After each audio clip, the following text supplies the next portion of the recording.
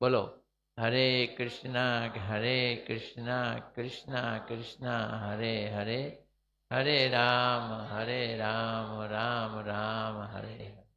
सर्वप्रथम मैं अपने परम आराध्यतम गुरुदेव नित्य लीला पर विष्णु विष्णुपाद स्तोत्र श्रीमद् भक्ति विधान नारायण गोस्वामी महाराज जी के चरणों में अनंत कोटि दंडवत अर्पित करता हूँ।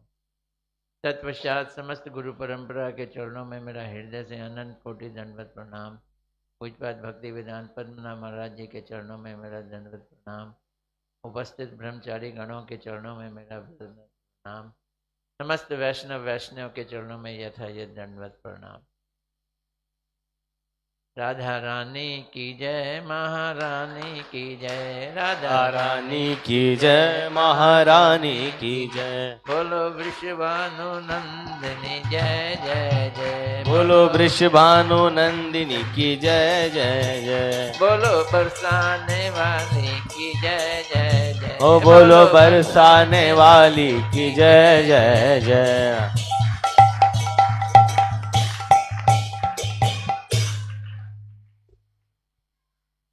अभी महाराज जी बतला रहे थे कि इन कीर्तनों की महिमा, उसको जरा रामचंद्र स्टाइल से समझने की कोशिश करना।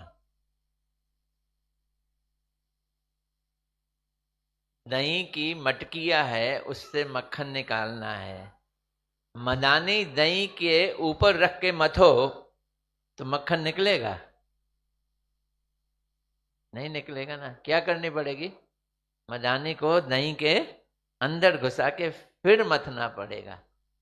अपने हृदय में अगर हमने राधा जी को प्रकट करना है तो उन भावों के अंदर डाल के मदानी फिर मथना पड़ेगा। खाली कह देने से राधा रानी की जय, महारानी जी का काम नहीं बनेगा। भाव क्या आया? ये भाव क्या आया? ये भाव हमको इन कीर्तनों से पता चलेगा जो हमारे आचार्यों ने गाए हैं। वो भाव हमें समझने हैं कि राधा रानी जी कृष्ण की चिंतामणि है। क्या है? चिंतामणि। चिंतामणि मतलब जो चाहो वो पूरा कर देती हैं। चिंतामणि का ये गुण है, जो चाहो वो पूरा कर देती है। अगर ये चाहो कि शेर आके हमें खा जाए तो वो खा भी जाएगा, चिंतामणि है ना। लेकिन राधा रानी एक ऐसी चिंतामणि है जो कृष्ण की इच्छा को पूरा कर दे। कृष्ण सोचते बाद में है और राधा जी उसको पूरा पहले कर देती है। एक बात समझना अच्छी तरह से, प्रेम में दो जने होते हैं, दो प्रेमी होती है ना। एक प्रेमी प्रेम करता है और जिसको प्रेम करता है वो प्रेम का विषय कहलाता है। क्या कहलाता है? विषय।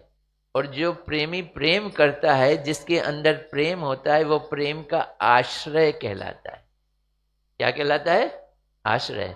तो राधा रानी जी प्रेम की आश्रय हैं और कृष्ण प्रेम के विषय हैं। तो ये याद रखना, ये गौड़िया टर्मोलॉजी है। टर्मोलॉजी समझते हो? ये शब्दावली है गौड़िया की कि राधा रानी प्रेम की आश्रय हैं और कृष्ण प्रेम के विषय हैं। प्रेम का आश्रय ये जानता है कि विषय को कैसे प्रेम करना है, उसकी सेवा करके।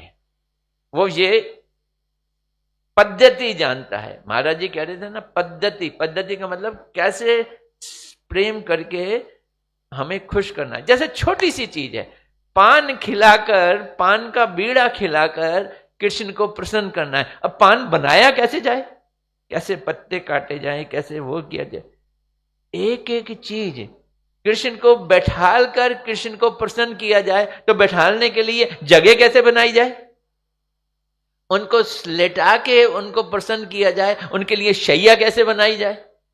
इतनी सारी सेवाएं, इतनी सारे कार्य प्रेम करने वाला ये जानता है, और जो प्रेम का विषय वो कुछ नहीं जानता। अगर हम कृष्ण के पास जाके कहें कि हमें अपनी शरण में ले लो, अपनी सेवा में लगा दो, तो वो कहेंगे करो सेवा। तो क्या सेवा करें मुझे नहीं मालूम, ये तो तुम्हें मालूम होना चाहिए क्या सेवा करनी है। अब हमें क्या सेवा करनी है, कैसे सेवा करनी है, किस भाव से सेवा करनी है, ये हमें कौन बताएगा? जो प्रेम का आश्रय है। इसलिए हमारी भक्ति तभी ही सक्सेसफुल होती है जब हम प्रेम के आश्रय के पास जाते हैं। प्रेम के विषय के पास जाने से कोई दाल गलने वाली नहीं है। तो आश्रय कौन है? राधा रानी।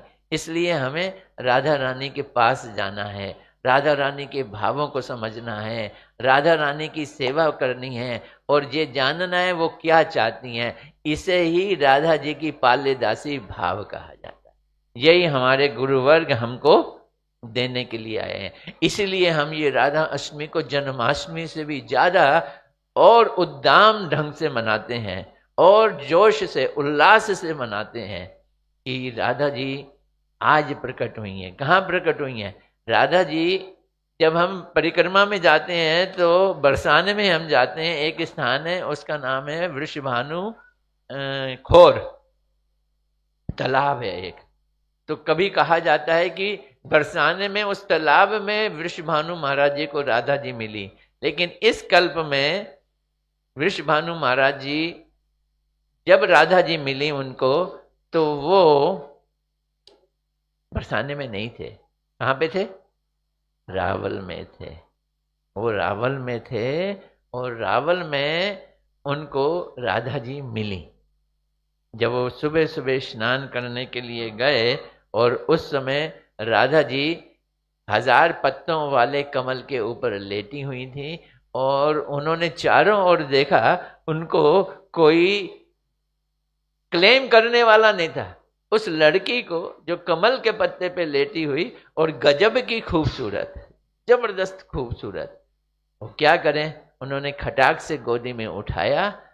ऐसे लगा उनको जैसे उनकी कोई बिछड़ी हुई बिटिया उनको मिल गई।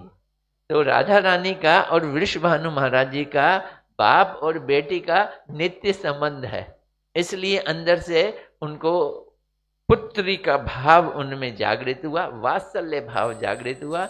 गोदी में उठाया, घर ले आए और अपनी पत्नी की गोदी में ले लिया। देखो जी हमारे को बेटी मिल गई है। ये क्या है? बनी बनाई बेटी मिल गई उनको। तो गुरुदेव बतलाते हैं कि राधा जी कभी बरसाने में पैदा हुई हैं, कभी मतलब प्रकट हुई हैं, कभी रावल में प्रकट हुई हैं और कभी कीर्तिका जी के गर्भ से भी प्रकट हुई हैं। तो अलग अलग कल्प में अलग अलग रूप में आई हैं। पर अगर हम देखें जो भगवान की नित्य लीला चल रही है अप्रकट धाम में, जहाँ पर भगवान की नित्य लीला चलती है, वहाँ पे ना राधा जी जन्म लेती हैं ना कृष्ण जन्म लेते हैं। वहाँ राधा कृष्ण का नित्य लीलाएं चलती रहती हैं। जन्म का कार्यक्रम कहाँ होता है? इस पृथ्वी पे जब भगवान जन्म लेते हैं तो कृष्ण का जन्म होता है और राधा जी का भी जन्म होता है। तो देखो हम लोगों का भी जन्म हुआ, हमें कुछ पता ही नहीं है, लेकिन फिर भी हमको बर्थडे मालूम है कि हमारा बर्थडे कौन सा है। तो ऐसे ही कृष्ण को भी मालूम है कि उनका बर्थडे है जन्माष्टमी, मतलब भादों की अष्टमी, और राधा जी को भी मालूम है उनका जन्म है राधा अष्टमी। तो नित्य लीला में वो अपनी जन्मदिन तो मनाते हैं पर जन्म नहीं लेते, क्योंकि जन्म उनका मालूम है कि कभी किसी जमाने में जन्माष्टमी में हम पैदा हुए और राधा जी कब पैदा हुई? राधा अष्टमी में पैदा हुई। तो इसलिए राधा जी का आज जन्म हुआ है, रावल में जन्म हुआ है और वहीं पे आके नारद जी उनको मिले हैं और नारद जी ने राधा जी को कैसे खोजा है ये देखने वाली बात है। तो टाइम कम है, मैं इस चीज़ को ज़्यादा डिटेल नहीं कर रहा। अगर 6:30 बजे हमें अभिषेक करना है तो 10-15 मिनट तो महाराज जी को भी बोलना चाहिए। तो बस उतना ही मैं आपको बता देता हूँ कि हमें आश्रय तत्व राधा रानी का आश्रय लेकर राधा कृष्ण की भक्ति करनी है। डायरेक्ट कृष्ण की भक्ति नहीं हो सकती। गुरुदेव एक बात बतलाते हैं, सूरज को कैसे देखा जाता है? सूरज की रोशनी से ही सूरज को देखा जा सकता है। इसी तरह से कृष्ण को कैसे देखा जाएगा? कृष्ण की रोशनी से ही कृष्ण को देखा जाएगा। और राधा रानी कृष्ण की क्या है? रोशनी है, शक्ति है ना। राधा रानी कृष्ण की शक्ति है, इसलिए उस शक्ति से ही कृष्ण को देखा जा सकता है, वैसे नहीं देखा जा सकता। इसलिए हमको राधा जी की शरण में जाना है और राधा जी की शरण में जाकर हमको भक्ति करनी है। और भक्ति करने का उपाय जैसे महाराज जी ने बताया है, ये जो कीर्तन है ना, राधा भजन यदि मति नाही भेला, कृष्ण भजन तब अकारण गेला। अगर राधा रानी के भजन में मति नहीं जाएगी तो कृष्ण भजन हाथ से निकल जाएगा। ये बात ध्यान रख के हमें राधा जी का भजन करना है। पर खाली राधा जी का भजन नहीं करना है। राधा जी कृष्ण के साथ हैं तो राधा जी प्रसन्न रहेंगी, और कृष्ण से हटाकर खाली राधे राधे करेंगे तब भी बात नहीं बनेंगे। इसलिए हमारा महामंत्र राधा और कृष्ण का मिलन का मंत्र है, हरे कृष्णा कृष्णा कृष्णा हरे हरे, हरे राम राम राम हरे। आजकल थोड़ा सा ये ट्रेंड चल रहा है कि खाली राधा राधा करने से काम हो जाएगा, नहीं होगा। क्योंकि राधा जी को खुश करना है तो कृष्ण के नाम लेना पड़ेगा, और कृष्ण को खुश करना है तो राधा जी का नाम लेना पड़ेगा। दोनों को खुश करना है तो दोनों का नाम लेना। हरे कृष्ण।